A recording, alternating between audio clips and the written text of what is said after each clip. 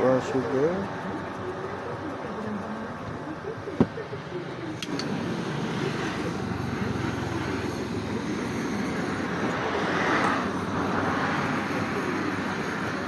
Oh, cream cheese ni dia powder punya.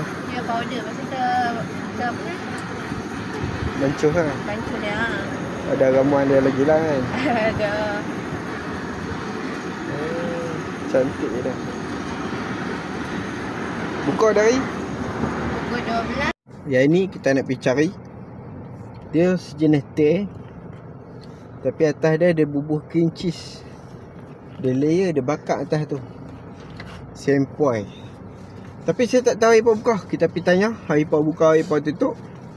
Bukan apa dia beroperasi. Dulu sedap. Krim di atas dia tu sedap. Yang ni kita nak pergi tengok dia buat tepi jalan. Saya nak cari kedai yang di tepi jalan sahaja untuk publish. Guys, follow. Cheese bakar di atas. Dia ada coklat, green tea dan teh. RM8. Untuk cheese bakar di atas. Kalau biasa punya RM5. Double cheese RM10. Tepi jalan, tepi stesen minyak 3 beradik belah sana. Dia sebelah kanan ni. Dia belah kanan. Dia cream cheese lah nak. Ya, cheese.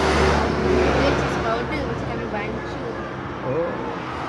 Dulu yang saya ingat dulu saya makan dekat Arau kan.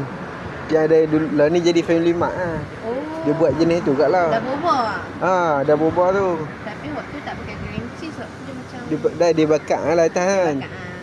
Tapi hak ni cream cheese terus tau. Apa zaman-zaman di hutang oh.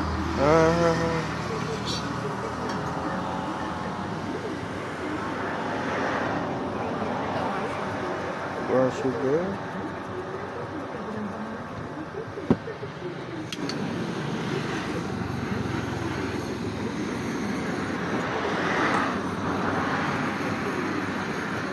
Oh, cream cheese ni dia powder punya. Dia powder. Masa kita apa ni? Bancuh lah. Bancuh dia.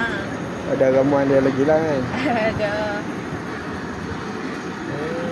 Cantik dah.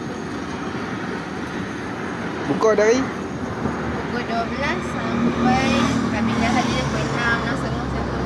Hari-hari buka ke apa? Hari-hari buka baru sekarang. Tapi kalau kami tutup ada urusan apa kami update kat dia.